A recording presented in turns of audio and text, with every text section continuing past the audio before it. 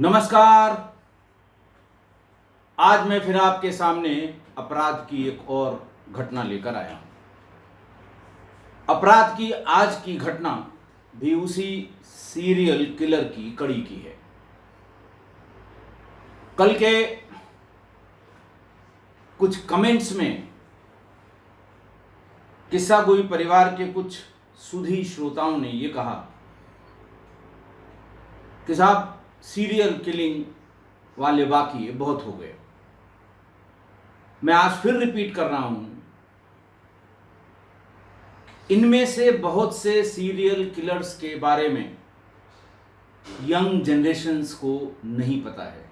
हमारे नौजवान लोग जो किस्सा गोई परिवार से संबंधित हैं, ताल्लुक़ रखते हैं, उनको पता ही नहीं होगा, क्योंकि इस तरह के क्राइम 2005-06 जब मोबाइल लगभग सबके हाथों में आ गए और 2010-11 जब एंड्रॉयड फ़ोन लॉन्च हुए, सोशल मीडिया के बहुत ढेर सारे प्लेटफॉर्म अवेलेबल हो गए, उसके बाद से इस तरह की सीरियल किलिंग की घटनाएं रेयरेस्ट ऑफ रेयर हुई हैं।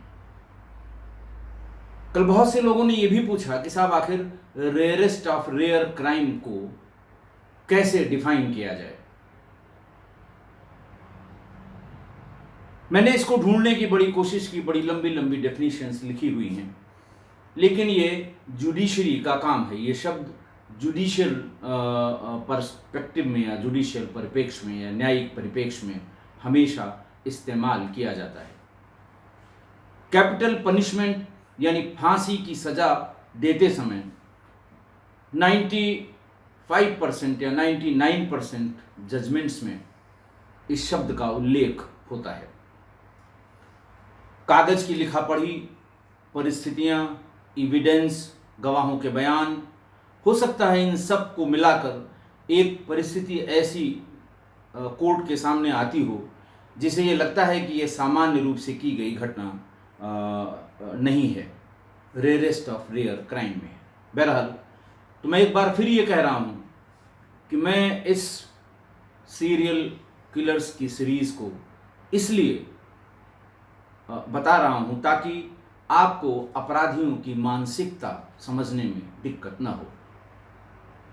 हर सीरियल किलर की अपनी अलग मानसिकता है, अलग धारणा है, अलग उसकी साइकोलॉजी है। मैंने लगभग हर केस में डॉक्टर्स ने या लोगों ने या जजेस ने या वकीलों ने मानसिकता पर या उसकी साइकोलॉजी पर जो टिप्पणी की है वो मैंने आपको बताया है। आज का किस्सा भी, आज की घटना भी एक ऐसी ही विचित्र मानसिकता वाले सीरियल किलर की है। बात 1994 की है। जम्मू कश्मीर में सीआरपीएफ की तमाम बटालियनें तैनात थीं। ऐसी ही एक बटालियन में कमांडेंट साहब के आवास पर सुरक्षा गार्ड तैनात थी। सुरक्षा गार्ड के एक सिपाही ने ऐसे समय में जब कमांडेंट साहब अपनी पत्नी के साथ बाहर गए हुए थे, किसी बहाने से ड्राइंग रूम खुलवाया। कमांडेंट साहब की बेटी अकेली थी। कमांडेंट साहब की बेटी के साथ जोर जबरदस्ती की और बलात्कार किया। इस सीआरपीएफ के सिपाही को यह अंदाज नहीं था कि शायद ड्यूटी के बदले जाने का, चेंज ऑफ ड्यूटी का टाइम हो गया है। इसी बीच जिस नए सिपाही की या जिस नई गार्ड की ड्यूटी चेंज हुई, उसने भीतर दबी हुई कुछ चीख की आवाज़ सुनी। उसने किसी तरह ड्राइंग रूम का दरवाज़ा भिड़ा हुआ था, उसको खोल दिया तो देखा कमांडेंट साहब की बेटी के साथ दुष्कर्म कर रहा था सिपाही, जो वर्दी में था। उस सिपाही को देखते ही वो दुष्कर्म करने वाला सिपाही भाग गया। उसने पैंट भी नहीं पहनी, बिना पैंट पहने हुए पैंट को हाथ में लेकर वहां से भाग गया और कभी लौट कर नहीं आया। ये घटना जैसे ही कमांडेंट साहब और उनकी पत्नी को पता लगी, वो वहां पर आई। दोनों लोग आए। आप समझ सकते हैं कि उनकी क्या मनोदशा रही होगी और क्या मनोदशा उस बच्ची की रही होगी जिसके साथ जो सबसे सिक्योर, सबसे सशक्त, सबसे इफेक्टिव फोर्स मानी जाती है इंटरनल सिक्योरिटी में, सीआरपीएफ, उसके कमांडेंट के साथ, उनकी बेटी के साथ उन्हीं के एक सिपाही ने ऐसा काम किया। बहरहाल कमांडेंट साहब ने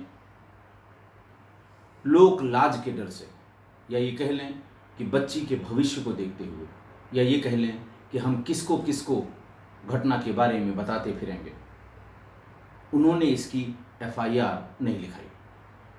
लेकिन उस कांस्टेबल का पूरा नाम, पता और सिजरा उन्होंने इकट्ठा कर लिया।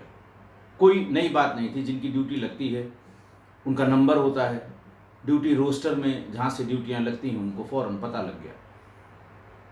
जिस सिपाही ने देखा था उसने भी बताया, सारी डिटेल निकाल ली गई। सिपाही का नाम था B.A. उमेश। 1959 की उसकी पैदाइश थी और वो बसप्पा मलीगे, कर्नाटक का जिला तो मैं नहीं जानता कि जिला है कि नहीं है, लेकिन बसप्पा मलीगे का रहने वाला था। और उस समय कांस्टेबल B.A. उमेश की उम्र सिर्फ 25 वर्ष थी। वहां से वो भाग गया। भाग के वो सीधे पहुंचा चित्रदुर्गा डिस्ट्रिक्ट। ये चित्रदुर्गा डिस्ट्रिक्ट का ही ये गांव है बसप्पा मलीगे। और 1994 की ये घटना है। 1996 आते आते उसने चित्रदुर्गा डिस्ट्रिक्ट के district armed reserve, DAR police की एक यूनिट होती है, उसमें नौकरी पा गया। नौकरी ले ली उसने, या ही managed his entry in district armed reserves of Chitradurga district. वो सेना का भगोड़ा था। ड्यूटी पर अनुपस्थिति के कारण उसको वहां डिसमिस किया गया था। वो कारण, जो सही कारण था, वो नहीं दिखाया गया था। लेकिन ये सब छिपा के उसने डिस्ट्रिक्ट आर्म्ड रिजर्व्स में 1996 में वो पहुंच गया। ट्रेनिंग के दरमियान ही सड़क पर उसने रोड रेज में किसी प्राइवेट व्यक्ति की पिटाई कर दी थी। हल्ला हुआ था, चार्ज उस पर लगाए गए। इंटरनल इंक्वायरी जो होती है वो इंटरनल इंक्वायरी की गई। लेकिन जो उनके इंस्पेक्टर थे, लोकल डिस्ट्रिक्ट आर्म्ड रिजर्व्स के जो इंस्पेक्टर थे, उन्होंने कहा कि चलिए ये छोटी मोटी बात है, और उसे ट्रेनिंग में मध्य प्रदेश भेज दिया, जहां डिस्ट्रिक्ट आर्म्ड रिजर्व्स की ट्रेनिंग होती है। वहां से लौट कर आया और उसने अपनी सर्विसेज कर्नाटका स्टेट में ज्वाइन कर ली। बात है 1996 की। पूरी ड्यूटी एक सिपाही के रूप में कर्नाटका आर्म्ड रिजर्व में, डिस्ट्रिक्ट आर्म्ड रिजर्व में शुरू करने के महीने 2 महीने बाद ही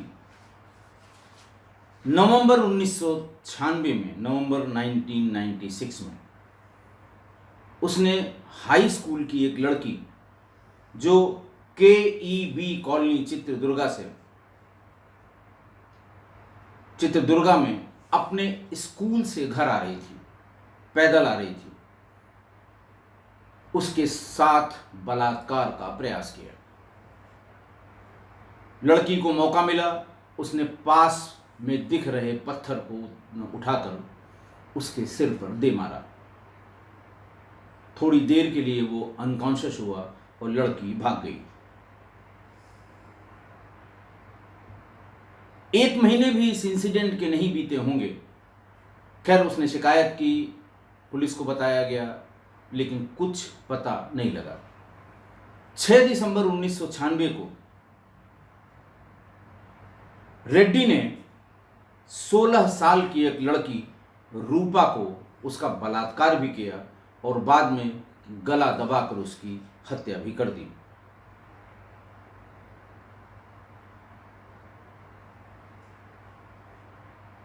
लेकिन फिर हत्यारे का पता नहीं लगा। इसी बीच में 26 जनवरी 1997 को डिस्ट्रिक्ट पुलिस 26 जनवरी में बड़ी परेड करती है पूरे देश में। डिस्ट्रिक्ट हेडक्वार्टर पर एक कोई अतिथि आते हैं, झंडा फहराते हैं और पुलिस की अलग अलग यूनिट्स की प्लेटून्स 30-30 सिपाहियों की बनती है और वो मार्च पास्ट करते हैं। अतिथि के उस मंच के सामने से सैल्यूट करते हुए गुजरते हैं। दर्शक दीर्घा में वो लड़की भी हाई स्कूल की बैठी हुई थी जो केईबी कॉलोनी में रहती थी और जो अपने स्कूल से घर की तरफ पैदल आ रही थी और इस व्यक्ति ने उसके साथ बलात्कार का प्रयास किया था। पुलिस से की जानकारी रखने वाले लोग या जो 26 जनवरी की परेड देखते हैं टीवी पर, कहीं की भी हो, लाल किले की हो, और 26 जनवरी की तो जनपद पर परेड होती है, तो जब मंच के सामने से सलामी के लिए वो प्लाटून जाती है तो प्लाटून जो लीड करता है वो भी मंच की तरफ देखता है और बाकी जो उस प्लाटून में सिपाही 25-30 होते हैं वो भी मंच की तरफ देखते हैं। ये एक रिचुअल है या एक सम्मान देने का एक तरीका है मार्च पास्ट का। उस लड़की ने उस बटालियन में जैसे ही मंच की तरफ उसने मुंह किया, घुमाया, दाहिने देख और बाएं देख की कमांड होती है। प्लेटून जा रही है और ज़्यादातर उसके दाहिने वीआईपी होता है और एक कमांड होती है कि प्लेटून दाहिने देख, और जो कमांडर है उसको सैल्यूट करता है। सिपाही पूरी गर्दन घुमा के दाहिनी तरफ वीआईपी की तरफ या मंच की तरफ देखते हैं। उस लड़की ने फौरन पहचान लिया कि ये वही आदमी है जिसने मेरे साथ दुष्कर्म करने की कोशिश की थी और मैंने इसको पत्थर मार के मैं वहाँ से भाग आई थी। उसके माँ बाप साथ में थे। उसने फौरन ये बात बताई। प्लाटून किस सीरियल नंबर पे था ये नोट किया गया। वहाँ पर मौजूद एसएसपी चित्रदुर्गा के जो एसएसपी थे उनको फौरन मोहल्ले के और इन लोगों ने बताया कि साहब एक सिपाही है जिसको ये लड़की पहचान गई है और इसके साथ उसने नवंबर में इस तरह की हरकत की थी। बहरहाल उसको अरेस्ट कर लिया गया। देखते ही पहली उस हाई स्कूल की छात्रा ने पहचान लिया। उसी दिन उसे प्रोसीडिंग्स चला के हफ्ते भर में डिसमिस कर दिया गया और उसे अरेस्ट करके जेल भेज दिया गया।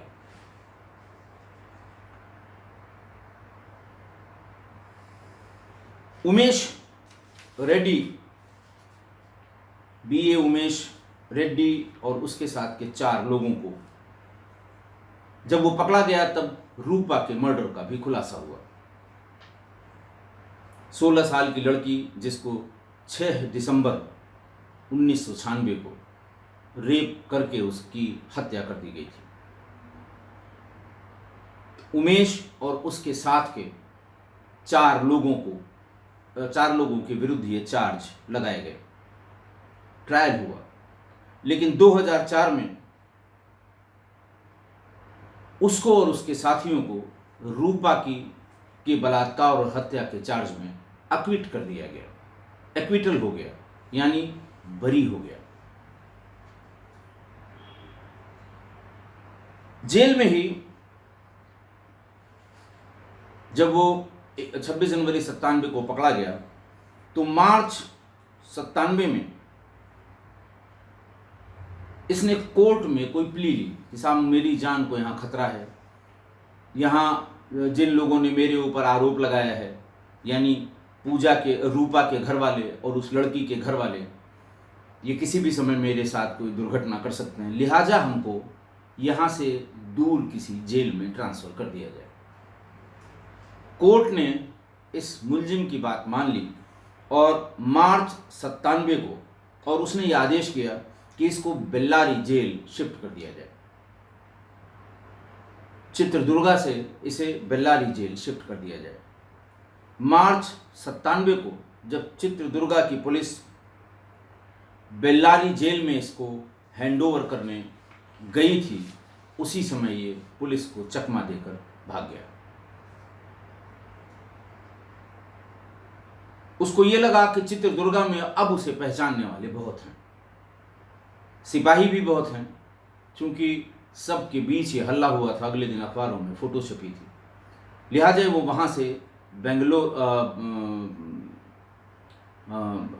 भाग गया।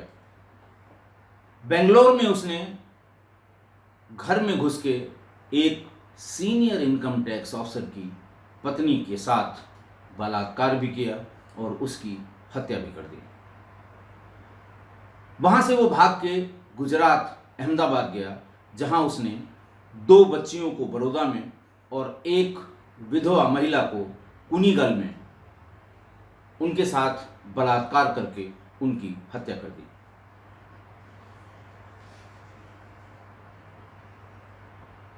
एक दिन 7 जुलाई 1970, ध्यान रहे कि ये उस समय पुलिस कस्टडी से भाग गया था जब ये चित्रदुर्गा जेल से बेल्लारी जेल ट्रांसफ़र के लिए ले जाया जा रहा था। इसी बीच में 7 जुलाई 1997 को पीन्या पुलिस ने एक घर के पिछवाड़े जो बैकयार्ड बना होता है, उसमें महिलाओं के अंडरगारमेंट चुराने के आरोप में मौके पर जो लोगों ने पकड़ा था, पुलिस ने गिरफ्तार किया। ये 3 दूसरे जो छोटी छोटी बाउंड्री के बैकयार्ड होते हैं, महिलाएं अपने कपड़े सूखने के लिए तार पे डालती हैं। 2 जगह से ये महिलाओं के अंडरगारमेंट चोरी करके जब तीसरी जगह घुसा तो घर वालों ने खदेड़ के पकड़ लिया, पुलिस को हैंडओवर कर दिया। पुलिस ने इसके घर पे तलाशी ली, इसके कमरे में। वहां पर एक बोरी में, गनी बैग में, इसे बहुत बड़ी मात्रा में महिलाओं के पहने हुए अंडरगारमेंट्स बरामद किए। उस समय इसने पीनिया की पुलिस को अपना नाम रमेश बताया। पुलिस ये रिकवरी करके आई, पूछा कि भाई ये अलग अलग महिलाओं की लगती है, कुछ ज़्यादा यूज़ की हुई हैं, कुछ कम यूज़ की हुई हैं, नेचुरली ये तुम्हारे घर की नहीं हो सकती, ये कहाँ से ले आया। वो इस तरह की इधर उधर की बात बताता रहा। इस बीच में उसको माइको लेआउट स्टेशन से दूसरे जगह पूछताछ के लिए ले जाया जा रहा था 24 घंटे के भीतर ही, और ये वहां भी पुलिस को चकमा देकर भाग गया। पुलिस ने पहले इसको हशप करने की कोशिश की कि नहीं साहब, वो तो गिरफ्तार ही नहीं किया था, जो लोग बता रहे हैं वो झूठ बता रहे हैं। पुलिस की जो अपनी कहानियां होती हैं, और वो कतई पुलिस की कस्टडी में नहीं था, कोई लिखा पढ़ी नहीं हुई थी, हमारी जनरल डायरी में उसकी कोई एंट्री नहीं थी, इस तरह की बातें। तब तक उमेश रेड्डी के फादर ने हाई कोर्ट में एक हैबियस कार्पस की रिट पिटीशन डाली। हैबियस कार्पस की जो पिटीशन होती है, लॉ का टर्म है, लोग जानते होंगे, और लीगल लोग तो अच्छी तरह जानते हैं। अगर कोई व्यक्ति गायब है, जैसे आरोप था कि पुलिस कस्टडी से गायब हुआ है, तो कोर्ट पुलिस को आदेश करती है, डिस्ट्रिक्ट पुलिस को, डीजीपी को, जो भी संबंधित अधिकारी हैं, कि इसको फला तारीख तक कोर्ट में प्रोड्यूस किया जाए, ताकि ये पता लगे कि आरोप लगाने वाला आरोप सही लगा रहा है कि गलत लगा रहा है। बहरहाल जब हेबियस कार्पस की पिटीशन की सूचना आई तो पुलिस ने 2 पुलिस कांस्टेबल्स जो उससे पूछताछ कर रहे थे और जिनकी कस्टडी से वो भाग गया था, उन्हें सस्पेंड कर दिया और उसके लिए एक लुकआउट नोटिस जारी कर दी कि ये व्यक्ति भागा हुआ है और इसकी तलाश की जाए, इन केसेस में ये इन्वॉल्व रहा है। भागने के बाद 28 फरवरी 1998 को उमेश रेड्डी ने 37 साल की विधवा जयश्री मराडी सुब्बैया की पीनिया में, उसी जिले में जहां से वो पकड़ा गया था और जहां से 24 घंटे के भीतर भागा था, वहीं पर हत्या भी कर दी और उसके साथ जो वर्ड लीगल टर्म में इस्तेमाल किया गया है, रिपीटेडली रेप किया था, यानी बार बार रेप किया गया था। जिस समय वो उसको बांधकर, हाथ बांध के, मुंह बांध के, मरने के बाद बलात्कार कर रहा था, उसी समय उसका बेटा 8 वर्ष का सुरेश घर के भीतर आ गया। वो देखकर भौचक्का रह गया कि उसकी मां इस हालत में बिना कपड़ों के पड़ी है, हाथ बंधे हुए हैं। इसने बहुत ही कूलली, बहुत ही शांत उससे बताया कि देखो, तुम्हारी मां में इविल स्पिरिट घुस गई थी, भूत प्रेत घुस गया था और इसीलिए हमने उसको बांध लिया है, बांध दिया है, उसके हाथ भी बांध दिए हैं और मैं इविल स्पिरिट को निकालने की कोशिश कर रहा हूँ। उस समय, जिस समय ये इसके साथ रेप कर रहा था, उसको खिड़की की ग्रिल में बांध रखा था, दोनों हाथ पीछे करके बांधा और उसे खिड़की की ग्रिल में लटका दिया था और तब उसके साथ रेप कर रहा था। उसकी मृत्यु हो चुकी थी और उसने कहा कि इविल स्पिरिट मैंने निकाल दी है, तुम थोड़ा वेट करो, मैं डॉक्टर को बुला के लाता हूँ, वो इसको अभी दवा दे के होश में ले आएंगे। और फिर वो वहाँ से भाग गया।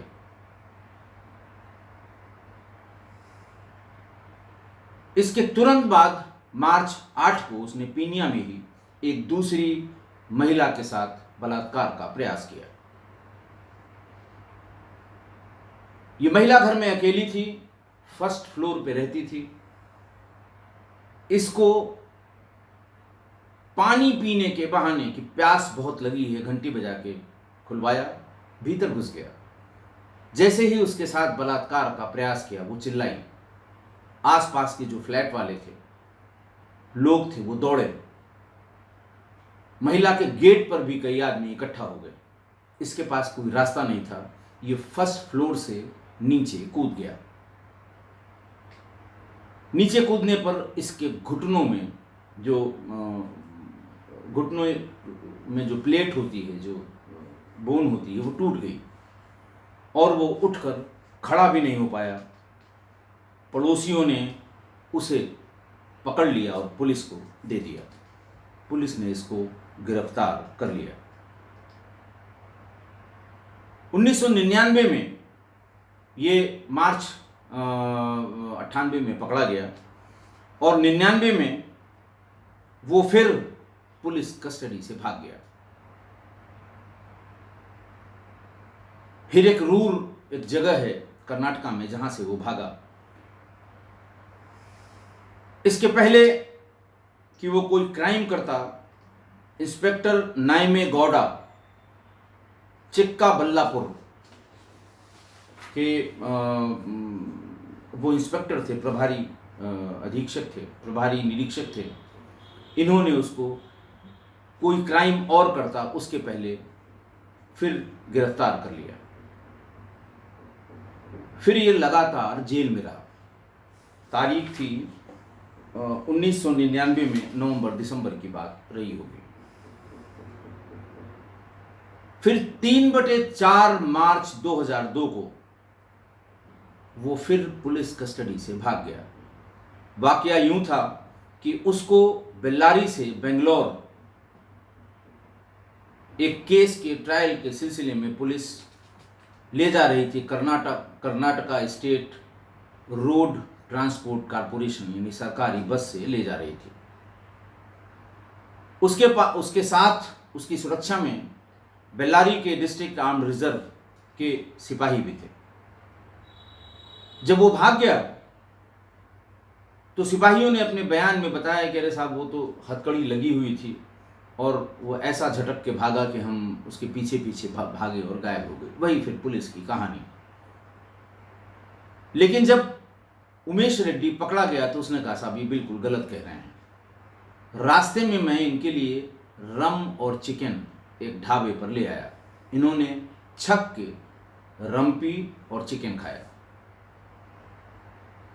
अच्छी तरह संतुष्ट करके मैंने इनसे ये कहा कि थोड़ी देर के लिए मेरी ये हथकड़ी खोल दीजिए, मुझे नेचर्स कॉल आंसर करनी है। इन्होंने हमारी हथकड़ी खोल दी और मैं नेचर्स कॉल आंसर करने के लिए जब गया तो खेतों से होके मैं भाग खड़ा हुआ। भागने के यानी जब वो 3 और 4 मार्च 2002 को इन सिपाहियों को जो डिस्ट्रिक्ट आर्म रिजर्व के थे बेल्लारी जिले के, इनको चकमा दे के, इनको रम और मुर्गा खिला के जब ये भागा तो इसने 3 लड़कियों का देवानगिरी, हुबली, धारवाड़ और पुणे में 3 अलग अलग जगह पर 3 अलग अलग लड़कियों के साथ बलात्कार किया, जिनमें से 2 की हत्या हो गई, हत्या कर दी। वहां पर उसने उन लड़कियों के पास से 3 मोबाइल फोन, 2 क्रेडिट कार्ड, ये सब चुरा लिए। वहां से भागकर सीधे ये पुणे गया और पुणे के एक होटल में इसने काम करना शुरू किया।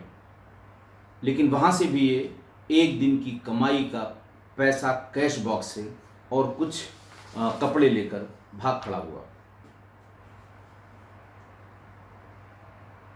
17 मई 2002 को उमेश रेड्डी तुमकुर से बेंगलोर आ गया और वहाँ पर उसने अपना लगेज क्लॉक रूम में यशवंतपुर रेलवे स्टेशन के क्लॉक रूम में जमा कर दिया और वहाँ से निकल कर ये स्टेशन के बाहर एक सैलून में अपना हेयर कट और शेव क्लीन कराने के लिए, क्योंकि दाढ़ी बढ़ गई थी उस समय, वहाँ सैलून के भीतर घुस गया।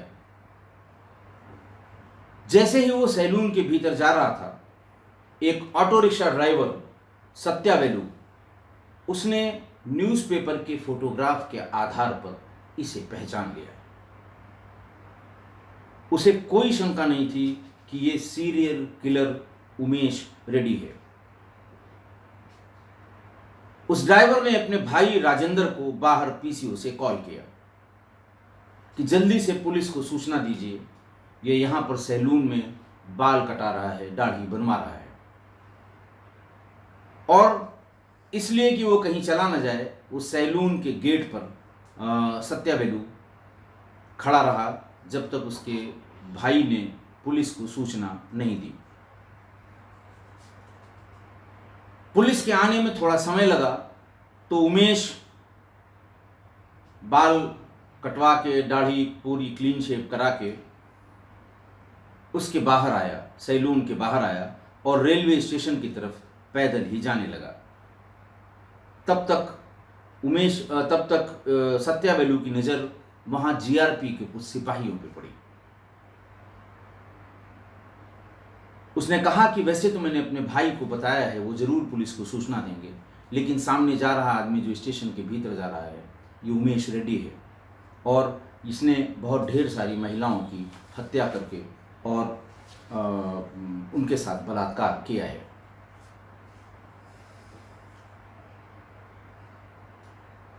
इंस्पेक्टर नागराजा उर्स, उसने रेड्डी को शरीफ नगर के आसपास पकड़ लिया और अरेस्ट कर लिया।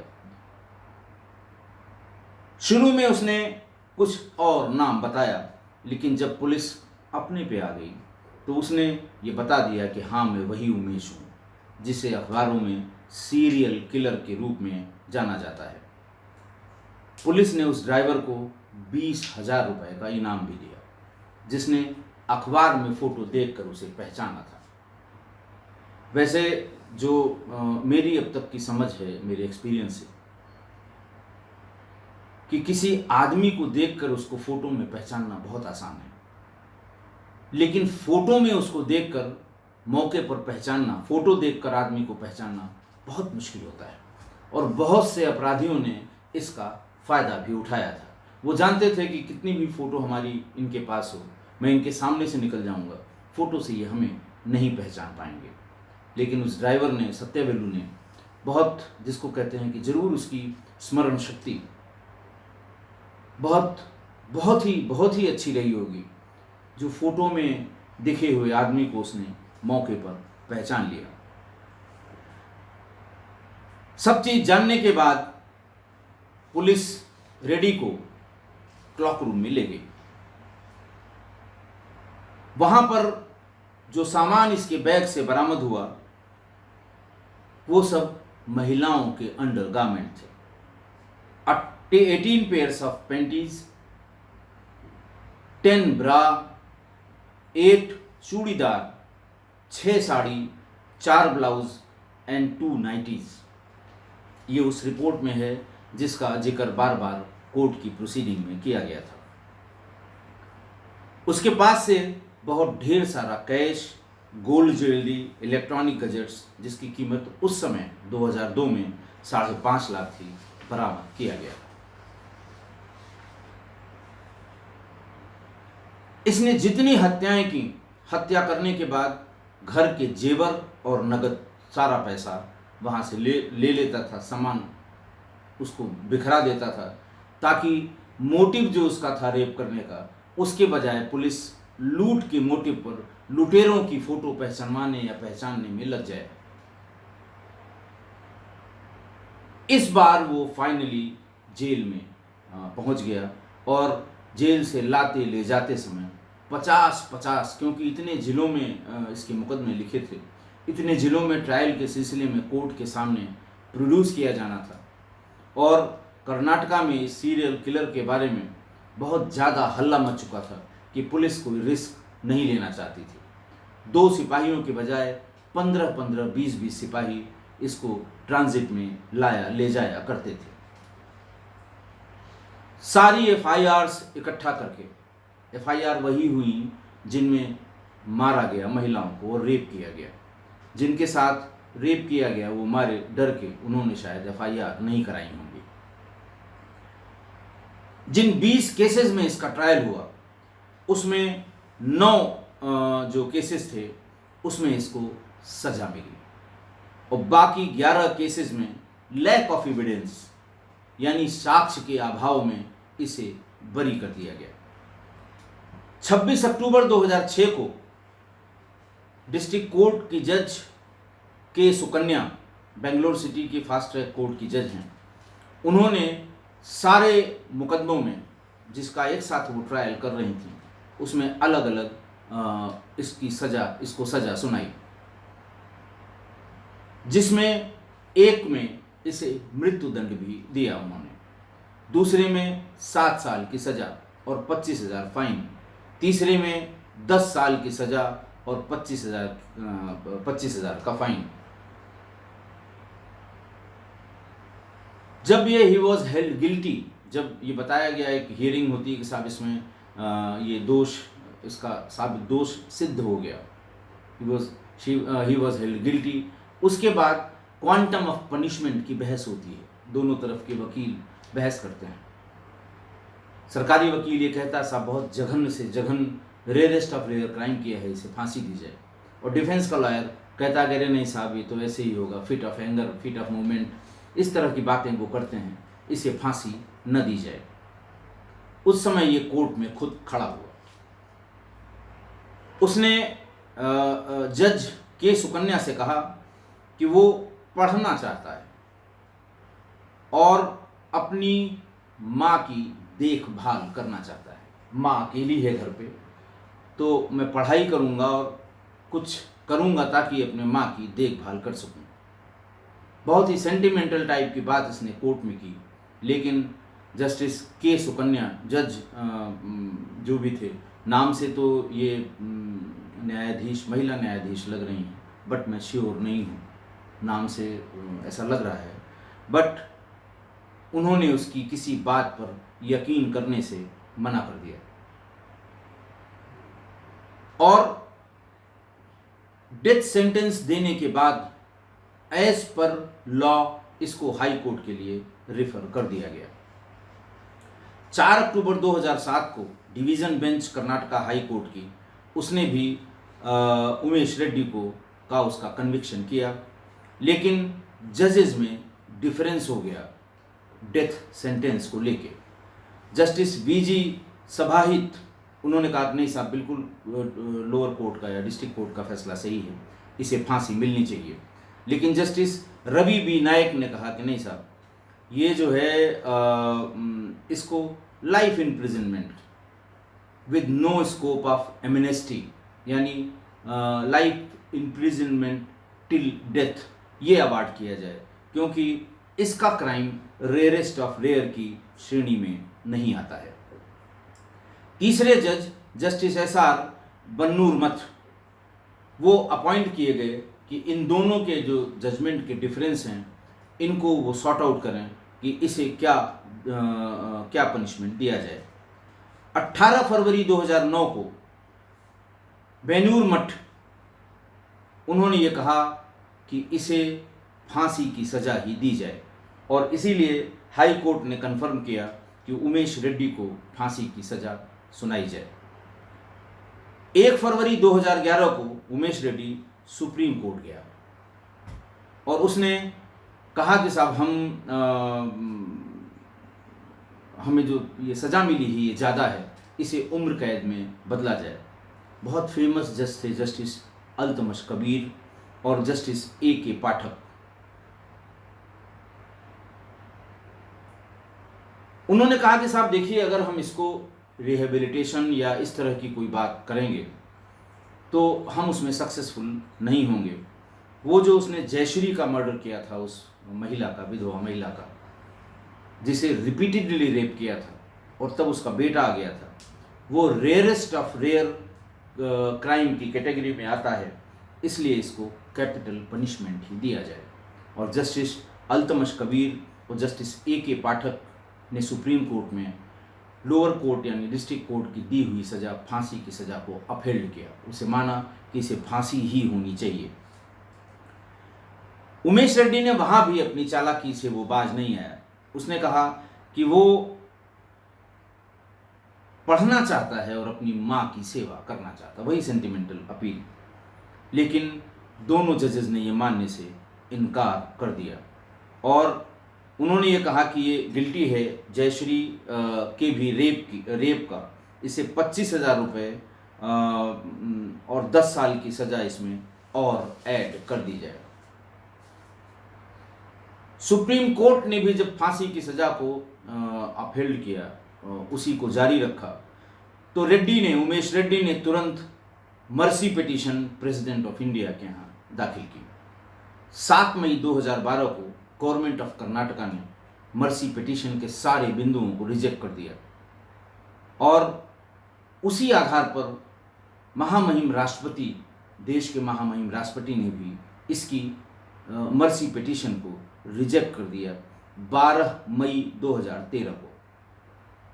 उमेश रेड्डी ने फिर नई पिटीशन दाखिल की, which is now pending before honourable supreme court, और सुप्रीम कोर्ट की कॉन्स्टिट्यूशन बेंच के सामने आज भी पेंडिंग है। इसने इतना तहलका मचाया, इसके क्राइम ने, इसकी अजीब आदतें, जैसे मैंने आपको बताया कि महिलाओं के कपड़े पहनना, जिसके लिए कोई और स्पष्ट शब्द मुझे डिक्शनरी में नहीं मिला, सिर्फ एक मिला, भिन्न लिंग वेशधारी, यानी पुरुष महिलाओं के कपड़े पहने या महिला पुरुषों के कपड़े पहने, भिन्न लिंग वेशधारी। और इंग्लिश में तो इसका बिल्कुल सही एक वर्ड इस्तेमाल किया है, ट्रांसवेटाइट, यानी पुरुष होकर महिलाओं के कपड़े पहनना पसंद करने वाले के लिए यही शब्द इस्तेमाल किया गया है। कन्नड़ भाषा में इस पर उमेश नाम की एक मूवी बनी 2013 में, जिसमें उमेश रेड्डी के जो क्राइम था उसके फिक्शनलाइज वर्जन को ये दिखाया गया। दूसरी फिल्म बनी खतरनाक और तीसरी बनी खतरनाक उमेश रेड्डी। ये भी 2013 में रिलीज हुई।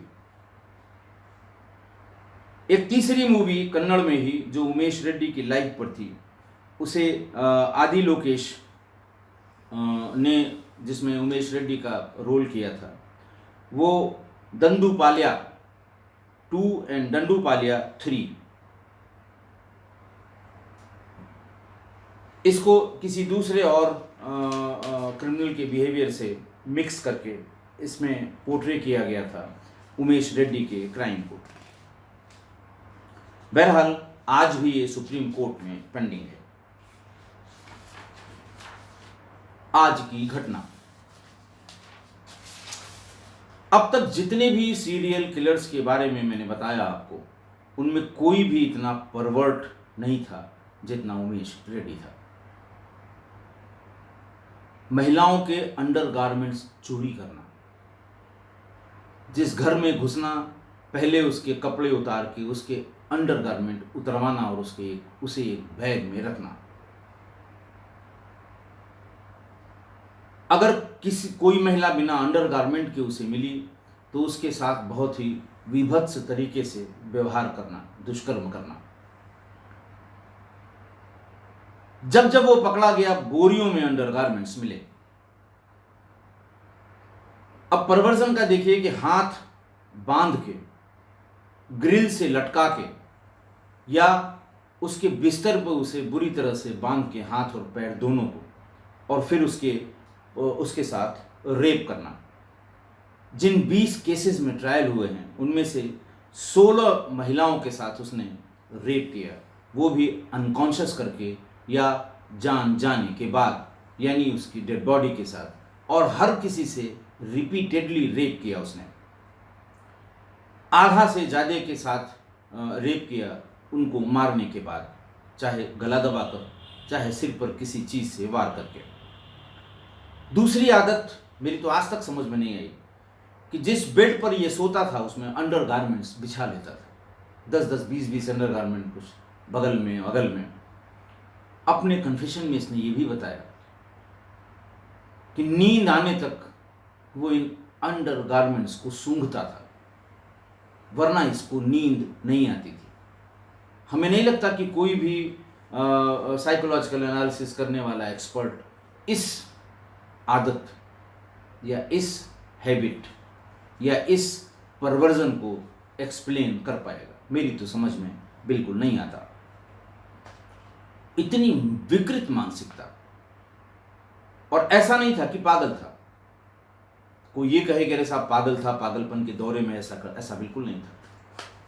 कोर्ट की सारी प्रोसीडिंग्स में जब कोर्ट ये कहती थी कि ही वॉज फाउंड गिल्टी, उसके बाद जब जब सजा के बारे में फैसला होना होता था, ये खुद कोर्ट के सामने अपीयर हुआ, चाहे वो डिस्ट्रिक्ट कोर्ट हो, चाहे हाई कोर्ट हो, और चाहे सुप्रीम कोर्ट हो।